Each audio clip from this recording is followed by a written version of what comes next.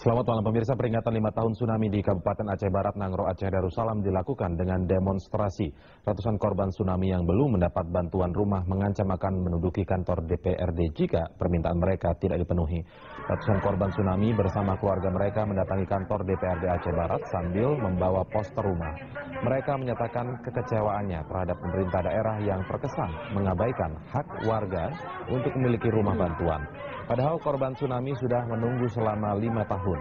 Warga menyatakan memohon perhatian Presiden atas nasib mereka. Jika tuntutan soal rumah bantuan ini tidak dipenuhi, warga mengancam akan menduduki kantor DPRD Aceh Barat. Warga menuding Pemkab Aceh Barat diskriminatif dalam penyaluran rumah bantuan. Beberapa korban yang menerima rumah ada yang memperoleh 2 rumah, sementara ratusan lainnya tidak mendapatkannya sama sekali. Hingga saat ini lebih dari 1.000 kepala keluarga korban tsunami di Aceh Barat masih tinggal di barak pengungsian.